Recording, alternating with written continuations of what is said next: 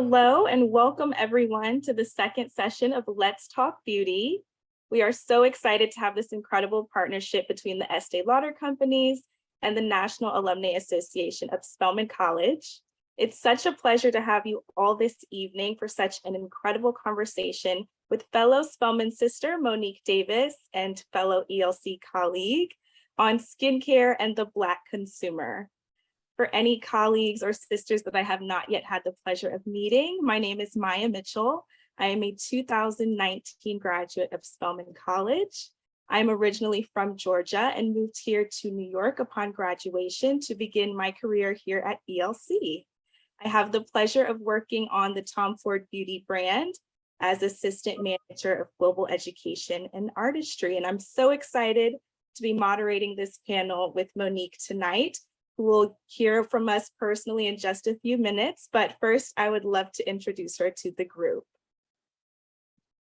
Monique Davis is Vice President of Global, Local, and Cultural Innovation at the Estee Lauder companies. In this role, Monique works across brands to develop and expand product and commercial innovation to increase relevancy with global multi-ethnic consumers. With a passion for beauty inclusivity, deep product marketing experience, and an extensive beauty background spanning over 15 years, Monique has oversight of the skincare and fragrance categories and collaborates cross-functionally to ensure the company's products not only meet the needs and expectations of skin of color consumers, but exceed those expectations. Monique began her career at the Estee Lauder companies as a presidential associate and has since held marketing roles at several brands across the company's portfolio, including Bobbi Brown, Aveda, and Clinique. Monique was last year's recipient of Cosmetic Executive Women's Emerging Leader Award for her business accomplishments in the beauty industry, and she now serves as co-chair of the Inclusive Beauty Advisory Board and Noble, ELC's network of Black leaders and executives at the company. So everyone, please give a warm welcome for Monique in the chat. We are so excited to have her this evening. Hi, Monique, how are you? Hi, Maya. Wow, thank you so much for that kind introduction. I am so excited and honored to be here. Great, we're so excited to have you. So excited to hear all the insightful things you have to share with us this evening as it pertains to skincare and all things Black consumers. So excited to have you. We'll just jump right into a couple of questions before you start your presentation. So first, we'd just like to know a little bit about you. So please just share something about yourself, where you're from, things like that with the audience. Sure. I am originally from Cleveland, Ohio. I graduated from Spelman into the year 2000. I was a psychology major, and I have always had a love for beauty and fragrance and makeup, which we'll get into, of course, skincare a little bit later. Currently, I live in New York, right outside in the suburbs of Westchester County with my husband and 2 children. Amazing. Thank you so much. So before we jump in, can you please tell us just a little bit about your earlier career experience? What was your role prior to joining ELC, and how did you end up where you are today? Yes, absolutely. So I remember my senior year of college when all of my friends had offers at the investment banking firms, at the financial institutions. I remember thinking that those jobs sounded really cool, but they didn't quite feel like me. They didn't quite meet my personal interests. So I had done some research on my own about the beauty industry, and I came across Estee Lauder companies, and I was fascinated to learn how many brands are part of the Estee Lauder company's portfolio. So I, on my own, was very proactive and reached out to the company and requested a meeting. It just so happened that they were starting a program called the Presidential Associate Program, which is still thriving today. I highly recommend it. And from there, I flew myself to New York. For the interview, I received an offer to join the company and was immediately immersed into the organization by working on the Bobbi Brown brand. And from there, I rotated into Aveda. And the great thing about the presidential program is that it does allow you to rotate across the company's brands and functions for about 18 months. So you really get a very well-versed, well-rounded experience about the organization. And once I completed the program, I went full-time into Clinique, global makeup marketing. And that's really what started my career in beauty, was really learning about entry-level programs. The presidential program, again, was just so instrumental with helping me understand the different career opportunities within the beauty industry. I think the one thing I would add too, I was a psychology major at Spelman, and I did have friends and peers that went on to pursue psychology as a field. But what I realized is that there are many fields offered at Spelman. There are many majors, areas of focus that are quite transferable across a number of different career landscapes. So I think that despite whatever your major is, what you studied in college could definitely be applicable in a variety of fields. Amazing. So can you tell us a little bit about your involvement with some of the programs you're a part of here at ELC? We know you're global advisor of NYBL, again, which is the network of Black leaders and execs here at the company. You're also co-chair of the Inclusive Beauty Advisory Board, and you just in general like to advocate for the Black consumer. So can you share why that work is so important to you, and also how you balance such a full workload? Absolutely. So for much of my career, I was often the only Black woman, only person of color, working on many of the brand teams, working on many of the groups or functions. And as some of you might connect with, it can be difficult to be the only one in that chair, the only one in that seat, or the only voice, advocating on behalf of consumers that have frankly been marginalized or underserved. So when I learned that the company offered this group called the Local and Cultural Innovation Team, which is the team I'm part of today, it really resonated with me, because it was an opportunity to fuse my passion for beauty products with consumers of color. And I think that's a very unique function that Estee Lauder Companies offers. I think beyond that, if we just kind of do our job, go to work, come home, it can get a little monotonous, right? So I really love being involved in ELC's thriving community of employee resource groups, in other platforms of communities that really focus on diversity, which is what led me to NYBL, or the Network of Black Leaders and Executives, our employee resource group for Black employees. And I saw that it really was a very special community of ELC associates across the US, Canada, now in France, and in Brazil, that really come together and celebrate being Black executives at this company and in this industry. And I just really fell in love with the work that NYBL was doing, with what we were trying to accomplish and push through. And then when it comes to the Inclusive Beauty Advisory Board, that's another amazing group that the company offers, an opportunity for associates across the organization that have a passion and an interest in working with matters pertaining to diversity, equity, and inclusion to come together and serve almost as a think tank for the business, to really kind of showcase and learn more about matters of diversity. So I love being involved in both of these groups. It is a great kind of outlet, if you will, for my day-to-day job, but still directly related. So those are two very, I think, special groups that's offered here at the Estee Lauder Companies. Absolutely. And we're very grateful for all of the work that you're doing. It's very necessary, and spaces like this where we actually get to discuss are also so powerful. So just thank you for that. I know we're all very excited to get into your presentation, so we'll give you the floor. If you have any questions, viewers, please go ahead and enter them in the Q&A box throughout Monique's presentation. If we didn't get to your question, we will get to it at the end with the Q&A session. So go ahead and enter them in the chat and we'll track and monitor. Thank you, Maya. Okay, so let's get into the topic at hand, which is skincare and the Black consumer.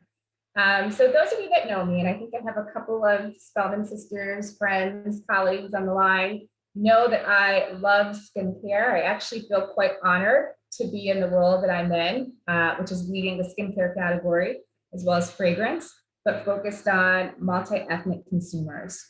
So I'm going to take you through the landscape of what's happening in the industry through the times of COVID, but we're going to really focus on the skincare category and the multi-ethnic consumer, but primarily Black women, focused in the US. If we can move to the next slide. So a little bit about me, and we just kind of went through this, but I actually have a really proud, long heritage and connection to HBCUs. So like many of you on the line tonight, I am a proud graduate of Spelman College, which was just named #1 HBCU by US News and World Report for the 16th consecutive year, which is quite an accomplishment. In addition to staying connected to my Spelman family through my friends and my personal family members, I'm also involved in the Westchester County chapter of the National Alumni Association of Spelman College. In fact, just last month, our chapter had a freshman send-off event where we sent 12 freshmen to Spelman this year, which is, I think, a record or close to a record for our area. So this is me pictured with my daughter, and alongside us is the president of the Westchester County chapter, Aaliyah McCants, and her little girl as well, who we're both hoping will be future Spelman women one day. Additionally, my husband graduated from Howard University. He is a definitely proud alum of Howard. And earlier this year, we sent his cousin to Howard. We went down to help with freshman move-in day. So those are my children, our cousin Kennedy and her brother on the campus at Howard. So I love that our children, the next generation, are learning and developing a love for HBCUs. It started with my parents. They met at Dillard University and are still married today. And I have cousins who graduated from Southern University and Meharry Medical College. And also my very own sister went to Spelman, as well as 2 first cousins. So definitely HBCUs are a part of my identity. And I really want to see them continue to thrive and continue on with the tradition and heritage. I'm not sure if many of you on the line attended the HBCU Classic football game over the weekend, Howard University versus Morehouse, but it was actually a lot of fun and it felt almost like homecoming, if you will, just in New York City. So you can move to the next slide.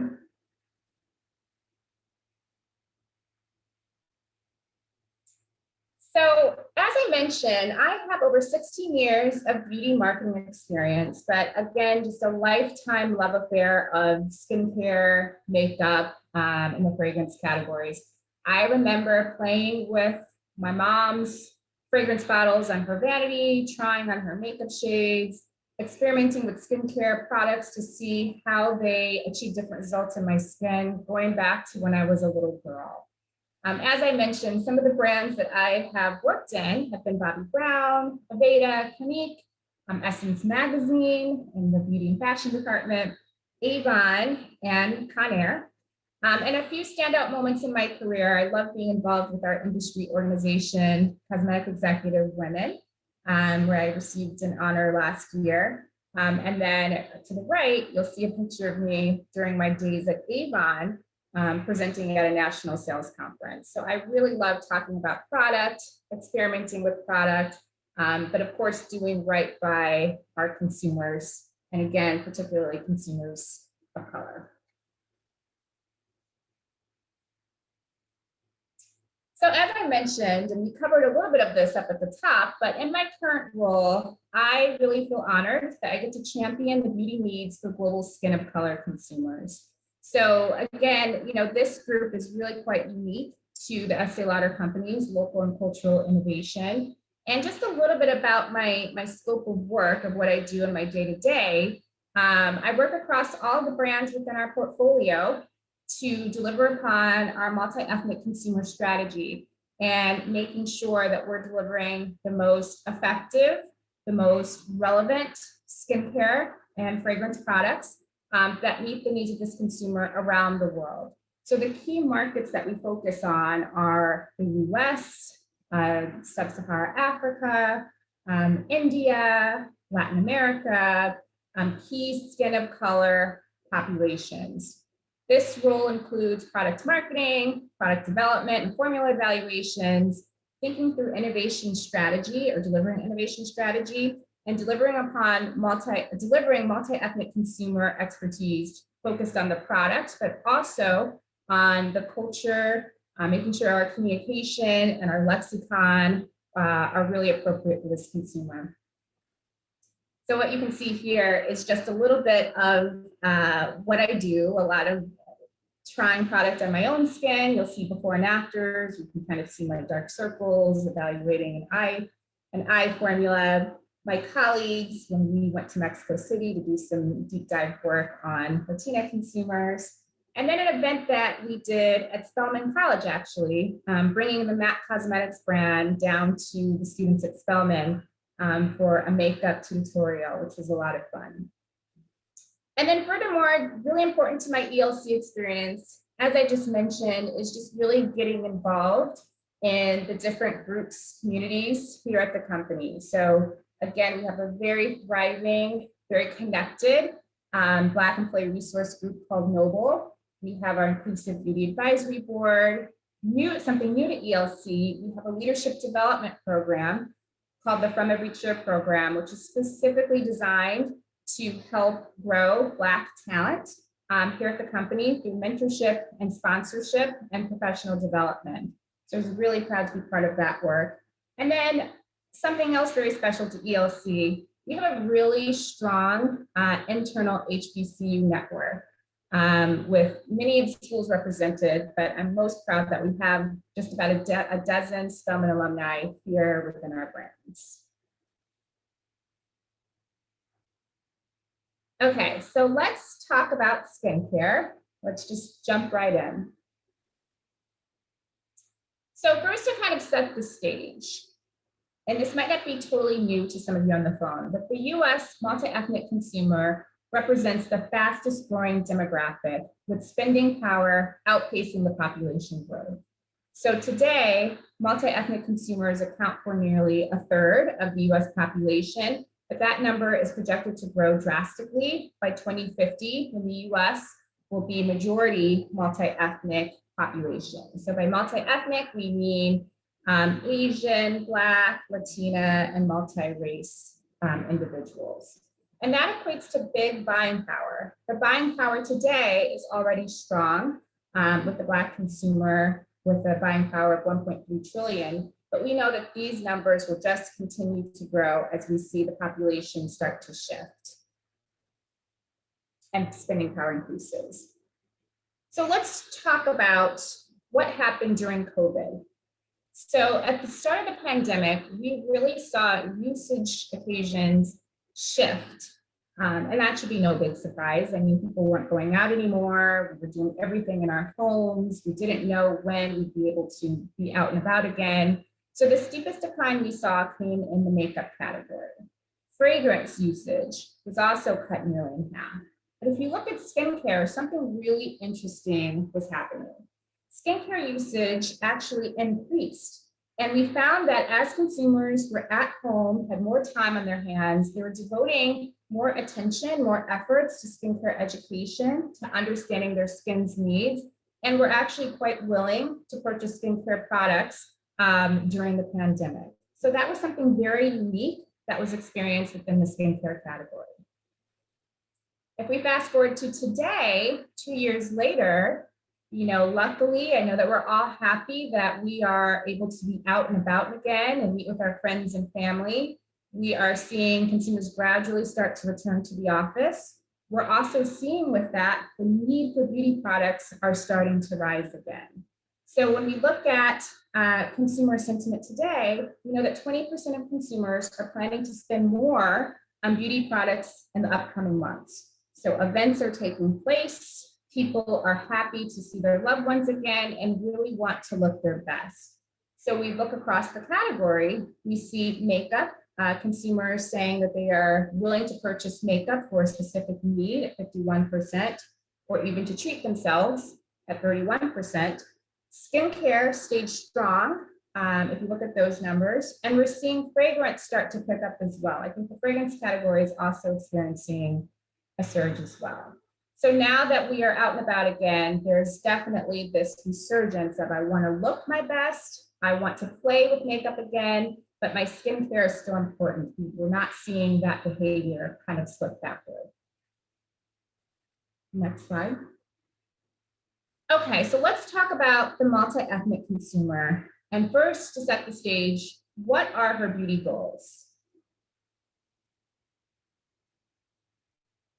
So for multi-ethnic consumers, it's really important to understand that beauty is a lifestyle. It is not a rescue. You know, she does not want to be fixed. She does not want to be treated as if she's broken, but she really believes that beauty is a reflection of how she cares for herself. It is a look into her lifestyle, how she treats her body, how she's taking care of herself, the food that she's eating, the exercise, that it will reveal itself as a key benefit in her skin. So she has this holistic approach. It's very much an inner outer and kind of letting your inner beauty reflect outward through your skin. So good skin, or healthy skin rather, what that looks like is skin that is free of hyperpigmentation, it's even, it is supple, it is bouncy, and she believes that that can be achieved not only through what she puts on her face, but also what she puts into her body. This consumer also believes that beauty is expansive diversity, not skin tone. So I think it's important for beauty brands to recognize that this consumer wants to be seen as more than just her skin tone, that diversity comes in many different shapes, sizes, looks, if you will. And she wants the brands to kind of not just define her in a very singular focused box. She's more than just her race. She's more than just her skin tone. Her cultural identity really comes into how she defines herself. And we see this true between both the Black consumer as well as the Latina consumer. So thinking about diversity and inclusion within the beauty industry, I think that it's fair to say that the first place that a lot of brands go to is when it comes to foundation, right? So making sure that we have these expansive foundation shade ranges, that we have models that kind of check the boxes of light, medium, deep. But we're starting to see now that skincare inclusivity is very important, that Black consumers want to be represented, and that there's no longer this desire to see a perfect mannequin model, but real skin. A really interesting stat, we've seen that in the US, 63% of women of color say that the skincare industry doesn't have enough options for them. We've also heard that in the US, 54% of Black women are willing to pay more for products with natural ingredients. So we also know that natural ingredients are really important to this consumer, and we'll get into that a little bit later. But there's definitely this trend in embracing not just all skin tones, but skin types as well. And even skin types that might have conditions, eczema, acne. Consumers today want to see real skin because then they will feel that the results that a product delivers are more likely to be real as well and not manufactured. So there's definitely this motion or this movement towards skin positivity, no matter, of course, the skin tone, but the skin type as well. They just want it to be authentic. So let's talk about her skin goals and behaviors. So Black women are unabashedly proud of their beauty. They report higher levels of confidence about their bodies and their personas. So we like to say that this consumer is beautifully confident. Again, the way to communicate with her is to not tell her that she needs to be fixed, to tell her that something is wrong with her. We've all heard the notion of Black girl magic, this sisterhood, if you will, of supporting our Black sisters. And that really shows up in how she goes out, how she presents herself to the world. She is fierce, she is a queen, and she lets the world know that. She is defining beauty on her terms. We also know, again, that this consumer is redefining the industry. So I'm sure that many of you on this call are familiar with Rihanna, what she's done to shake up the industry, not just accepting a one-size-fits-all approach to beauty, but Black women are also demanding that the beauty industry pays attention to their needs, to their concerns, and they're proving that with their dollar, with where they're spending their money, with where they're shopping, and even the new brands that Black women are launching on their own. So they're really shaking up this industry and making everyone take notice. And then home alchemy as a secret to success. So for many generations, Black people have learned how to make masks, make our own concoctions, our own serums in our kitchens. And we believe that this started when, again, there was the notion that the beauty industry wasn't meeting needs of Black people. And so there's definitely a pull, again, towards natural ingredients. There is a sharing of formulas that are whipped up at home with grandma, with mom, and passing down those recipes. So again, this just speaks to the consumers, the Black consumers' ability to find a way. If she believes there isn't another way, she's going to make it happen. So Black women seek skincare products that tackle their unique concerns. And when it comes to anti-aging, it's interpreted more as prevention versus corrective. So many of you have probably heard that term, Black don't crack, which personally, I don't love that term, because I think that, yes, it is true that Black skin shows lines and wrinkles at a slower pace versus lighter skin tones. There still is the need to nourish the skin, to protect the skin, to keep it looking its most healthiest. So for that reason, approaching Black consumers with anti-aging products might not pique her interest, but when you think about it from the lens of what can we do to help her skin stay its most healthy looking, its most revitalized and rejuvenated looking, I think those are more areas that will be more meaningful for this consumer. So for today's presentation, we're going to dig in a little bit on cleansers, moisturizers, and serums. So for cleansers, really the key drivers here are to feel fresh and healthy, and making sure your skin looks fresh and healthy as well. For moisturizers and serums, these categories, especially serums, represent unique needs for the skin and making sure that we are addressing those needs. And then moisturizers is another big category where this consumer has the most activity, right behind cleansers. So let's jump right in. So as I mentioned before, across all categories, Black consumers disproportionately seek natural, organic, and clean beauty. So this consumer, Black women, they want to know what's in their skincare products. They really gravitate towards ingredients that they know, they trust, ingredients that can be grown in the garden, ingredients that might have indigenous roots to them, really help to convince her of their efficacy and help even connect her to her cultural heritage. And some of the top skin concerns that we see for Black consumers are acne-related marks or dark spots.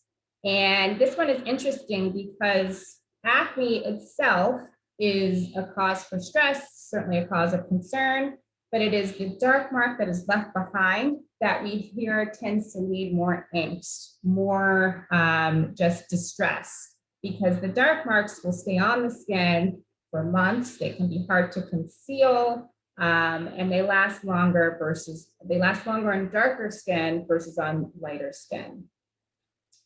Dark under eye circles, also a very common concern. In fact, the #1 concern among skin of color populations in both mature markets as well as emerging markets.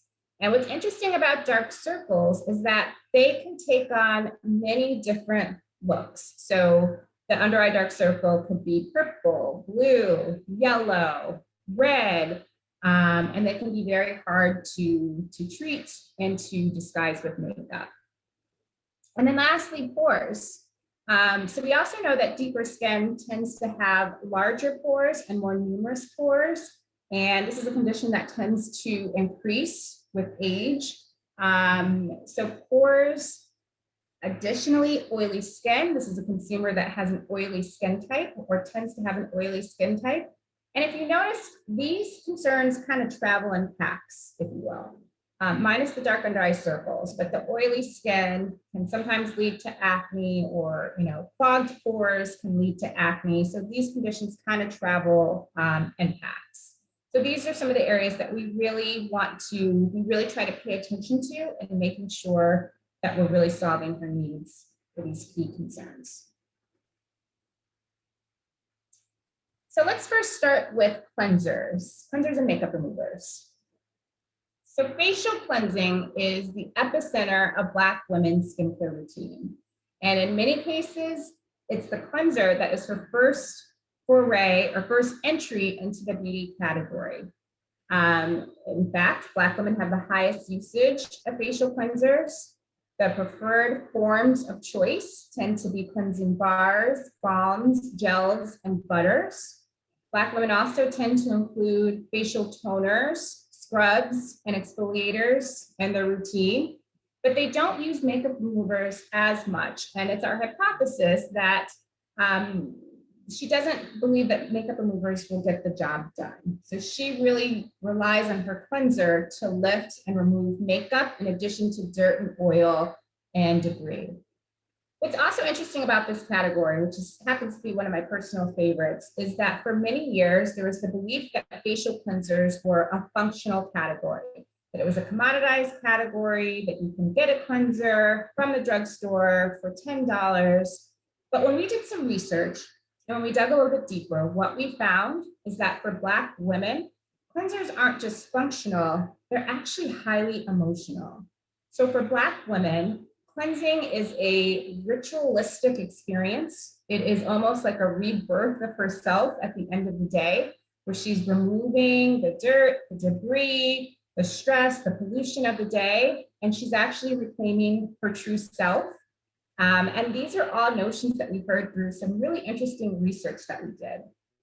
There's a quote that I have here on the slide from one of the participants that we interviewed that says, "When I think about cleansing, I think about bubbles, cleaning away debris, gunk, oil. And when I do it, I feel like I'm glowing." So it really speaks to, she's almost reclaiming, or feels as if she's reclaiming her natural self. And that makes her feel really good. So it's these type of insights that are nuanced, specifically for Black consumers, that are important to understand as we connect with her through this category. Double cleansing, or cleansing several times a day, helps the Black consumer achieve the need to feel fresh and clean. So this is also a consumer that tends to double cleanse more versus other ethnic groups. A few interesting facts. We know that from physiological data, it shows that many skin of color consumers produce higher sebum levels, which makes sense because we know that this is an oily skin consumer. We also know that Black consumers tend to live in warmer climates. So in the US, the South has been known as home market for Black Americans, with over 50% of Black Americans residing in the South part of our country. So for that reason, the need to not feel oily or shiny is of utmost importance. And again, she's expecting her cleanser to clear the pores, to do a lot of heavy work, lifting the dirt and oil, but also keep her pores clear, to give her that fresh look, it's all coming down to cleansers as opposed to makeup removers, which, as I mentioned, she hasn't quite found a makeup remover that can get the job done with really removing, the heavy layers of makeup, if she's a makeup wearer, long wear, etc.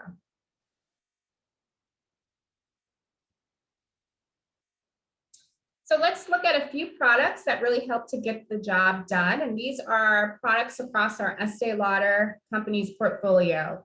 So we have Origins Checks and Balances Frothy Face Wash. And what I really love about this product is that not only does it deliver this really kind of cushiony feeling in the formula, but it also has this really sensorial, kind of freshly minty effect that helps to really kind of wake up the skin in the morning and leave skin feeling nice and comfortably clean. We have Clinique All About Clean Rinse Off Foam Cleansers. So Clinique is a brand that has cleansers across different skin types to help ensure consumers find the best cleanser for their unique skin type. For a luxury experience, we have La Mer, the cleansing foam, which is a really beautiful texture, really wonderful at helping to purify the skin and remove excess oil. And then another cult classic is Bobbi Brown's Soothing Cleansing Oil, which is great for helping to actually remove or dissolve makeup. And what I've also heard, this product tends to be a favorite among men as well. So just a pro tip to leave you with cleansers is that cleansing really is the basis of healthy skin. It can help to stem so many other problems and keep them at bay. So it helps to avoid clogging pores, helps control acne, and of course with removing makeup. But it's important to remember to cleanse your skin 2 times per day. Even if you're so tired at the end of the workday or at the end of going out, it is important to, at the bare minimum, to cleanse your skin and moisturize. Okay, so let's talk about serums. So serums is a really interesting, has a really interesting story to tell here. So we saw interest in usage of serums dramatically increase during the pandemic, and we are not seeing that trend slow down. But what's really interesting is that we've seen Black women, their interest in usage of serums, has increased threefold. It's been just a really amazing journey to watch with this consumer and with this particular category. So a few things that could be contributing to the increased usage of serums. For one, frequent Zoom calls for work or for social life contributed to us looking at our face in these little boxes. We're seeing what other people are seeing, and we want to make sure that we look our best.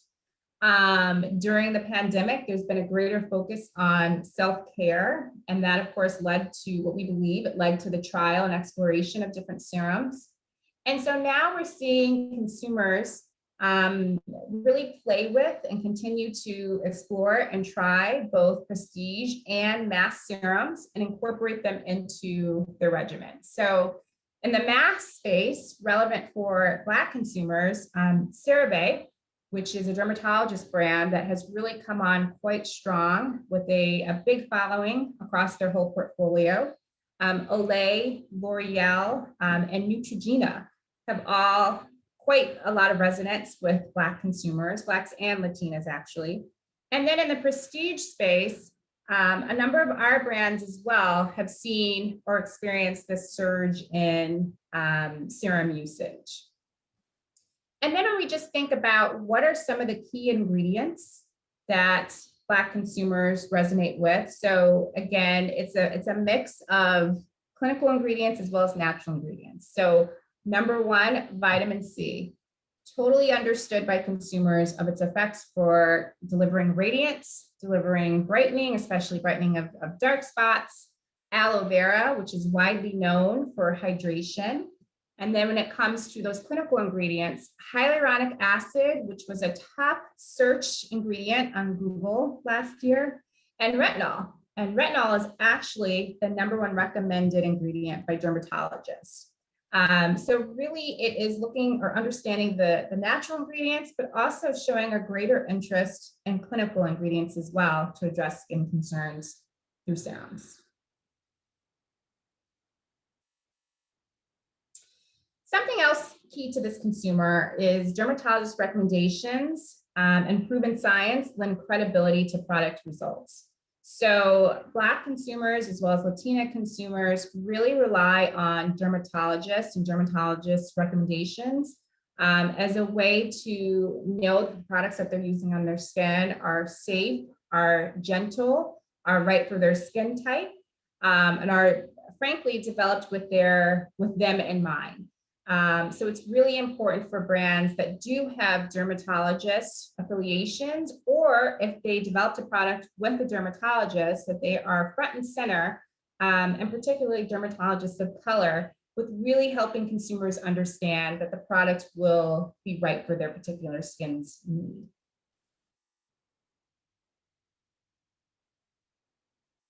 And just a spotlight on a few powerhouse serums. So number one, and I always recommend this serum as a great one to incorporate in any regimen, is Estee Lauder Advanced Night Repair. This is the #1 serum or #1 prestige serum in the United States. It is meant to be used at night, but I also do use it during the day. And it's really wonderful at helping to keep skin hydrated, nourished, pores looking minimized, and helping skin maintain that kind of plump, fresh look to it. Clinique's Even Better Clinical Radical Dark Spot Corrector and Interrupter is an amazing serum for those looking for a treatment to help correct discoloration, including dark marks, acne marks. And this is actually a serum that was developed with deeper skin tones in mind, and tested with and proven effective to work on deeper skin tones. So for those consumers that are experiencing dark marks that kind of sit on the skin for months and months and months, this is definitely a great option to try. We have the La Mer Concentrate. Oops, go back 1 second. The La Mer Concentrate for again, just a luxurious, really delicious texture that helps to visibly soothe and protect skin. And then lastly, we have The Ordinary. And this is also a brand in our portfolio and happens to be one of the fastest growing brands in the serum category. So what's really interesting about The Ordinary is that they have very specialized, hyper-focused formulas at a really affordable, great price point where you can effectively buy the entire line for a really reasonable price. But they're all driven by ingredients and focused on your skin's needs. So it's a really great brand. And then just the pro tip here is that incorporating a serum into your skincare regimen can really just drastically change the look and feel of your skin. So if you're not currently using a serum, I definitely encourage you to try one, to think about what you need for your skin. And it's important to remember to apply your serums after you cleanse, but before moisturizing, and ideally 2 times a day. And this is also a category where we see consumers, and particularly Black consumers, layering serums or cocktailing serums, if you will. So that means using 2 or more serums within your regimen. And then finally, let's talk about moisturizers. So this is another highly used category for Black women. It is probably the second largest category behind cleansers. And we've seen across the industry over the past 2 years, definitely increased education with helping consumers understand what is the best way to build your skin's moisture barrier.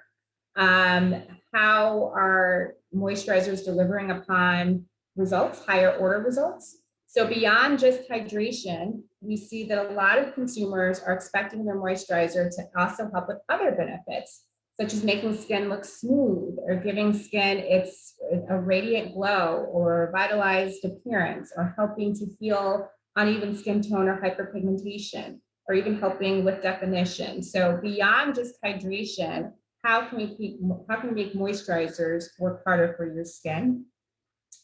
It is also very important the way moisturizers look and feel on the skin. So a big pain point are moisturizers that leave a white cast or a residue that can appear gray, or anything other than clear is just not acceptable.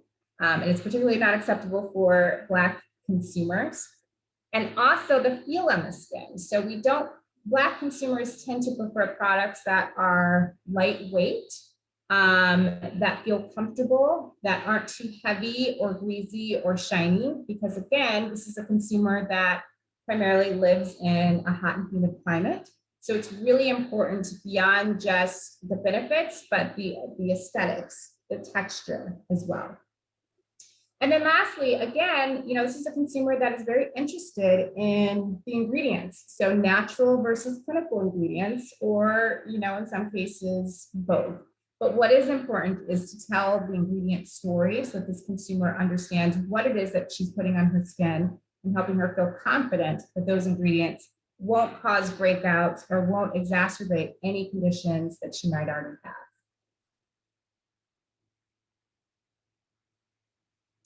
And then we do our product spotlight on moisturizers for healthy looking skin. So a few of my favorites: Clinique Moisture Surge 100 Hour is a really delicious, beautiful, lightweight texture. It is an oil-free, gel-free cream that delivers hydration for up to 100 hours. It's also great for delivering that invisible finish very quickly, with a fast absorption into the skin, so you can just move right on with your makeup application.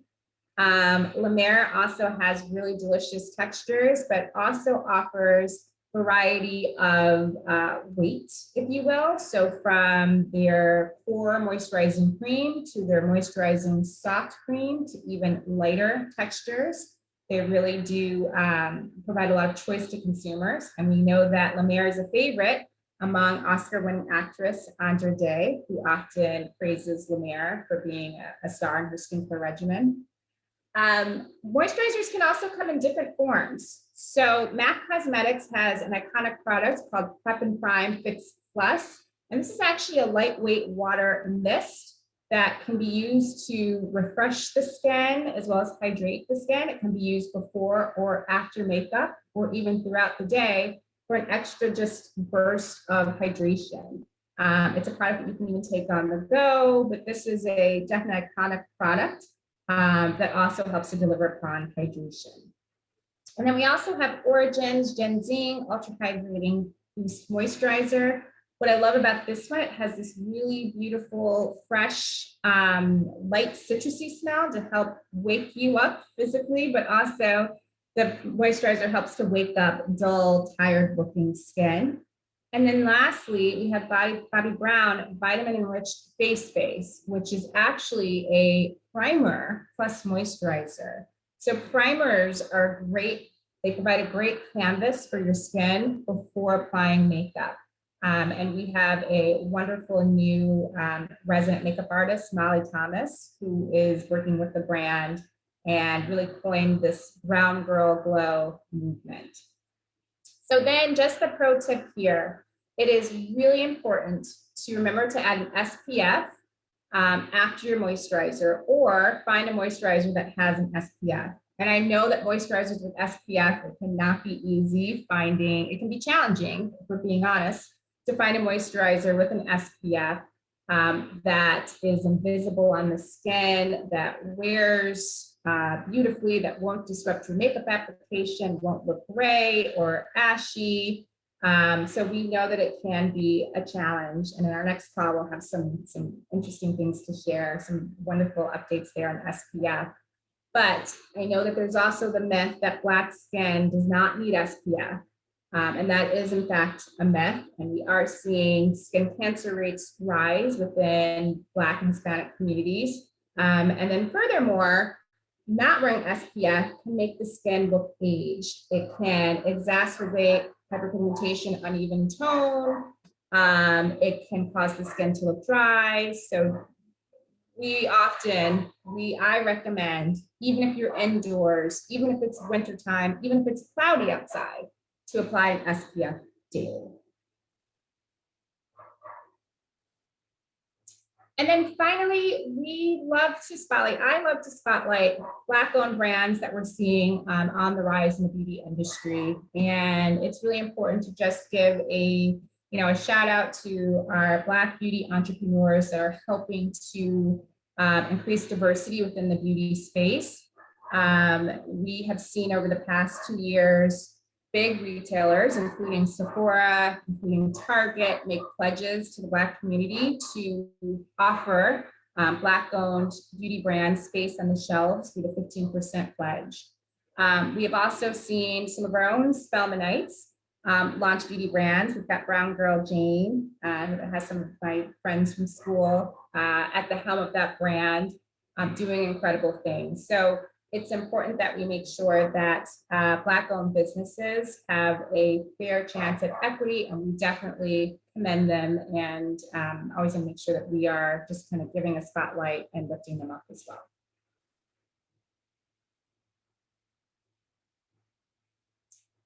Okay, that is the end of my presentation. I know that we were an intimate group tonight, but I appreciate your attention and time.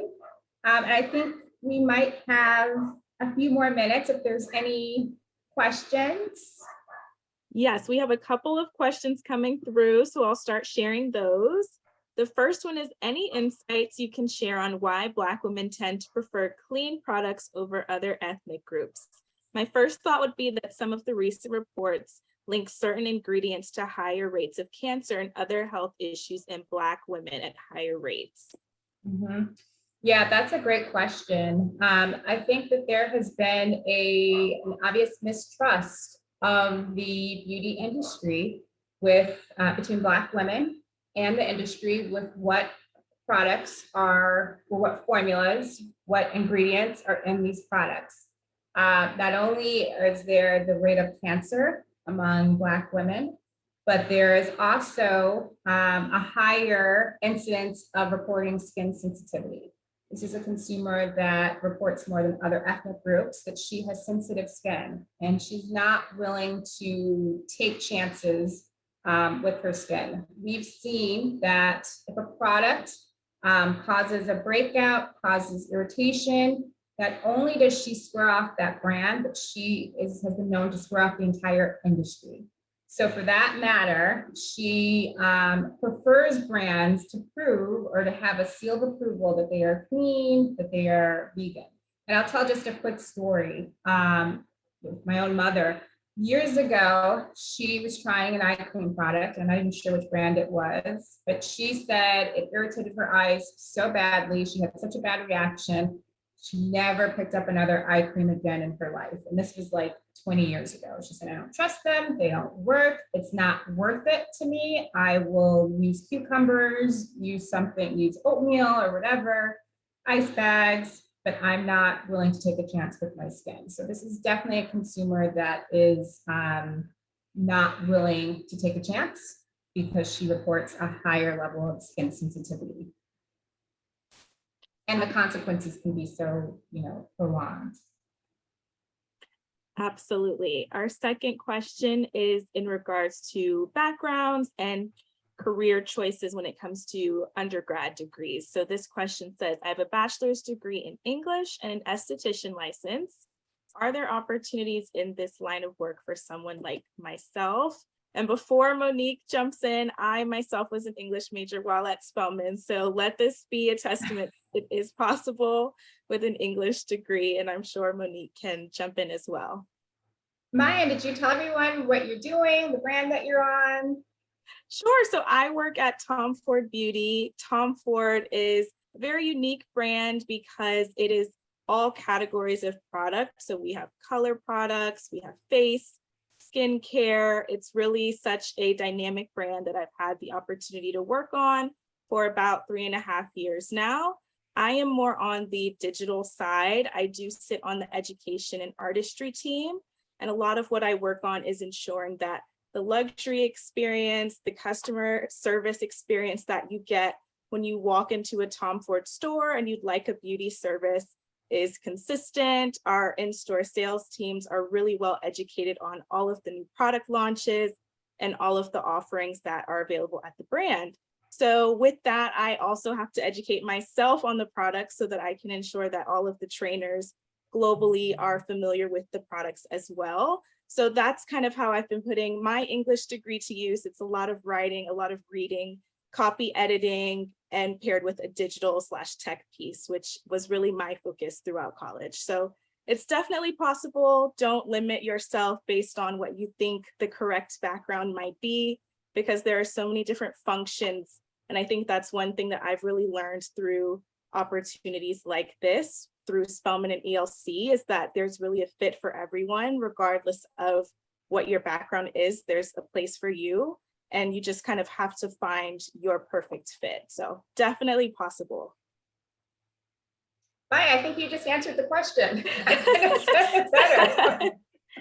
It's very true. And I know that there's other Spelman women on the line in the company that had majors across all disciplines. So your major, you know, it's definitely a starting point, but again, it can be so transferable. Definitely. I think we have one final question. It says, hi, Monique, thanks so much for this presentation. With so many brands coming into the skincare space, what new/indie brands are you most excited about or have you tried recently? Ooh, okay, so just over the weekend, I did try, so this is concealer. I've been obsessed with concealers lately, but I did try the new Kosas concealer. You might have seen that on TikTok. I really love the formula, really creamy, hydrating. I found my shade. Normally I mix more than one shade. Another brand that is kind of indie, but it is one of our brands that I'm actually loving right now is Dr. Jart, which is our Korean. It's a Korean brand, and a couple of products that I've tried that I'm loving. They are amazing with masks. They have a really wonderful portfolio, vitamin C masks, firming. They also have a peel product that is ace at helping to minimize pores. Every time I use that product, the next day I definitely get compliments. So Dr. Jart is a brand I highly recommend that you check out. And then, you know, I do try the brands. Some of them I'm a little weary. I've tried My Topicals. That one, it was okay for me. I know that brand has a cult following. But I would definitely recommend to try Dr. Jart if you haven't already.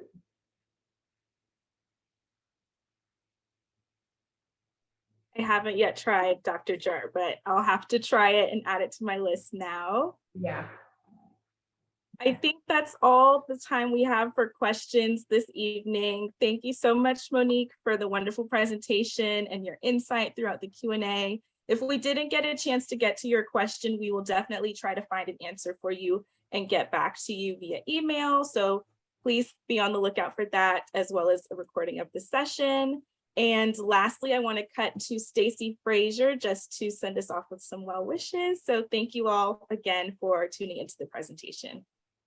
So I want to thank everybody for joining us this evening. This is the second session, but the third partnership that we've had with our Spelman sisters over at ELC. I want to thank Maya and Monique both for taking the time to share with us a little bit this evening, both about their experiences at ELC as well as skincare and the Black consumer. This is part of a partnership that the NAASC has with ELC. So we hope that you will continue to be on the lookout for upcoming events, and have a great evening, everybody.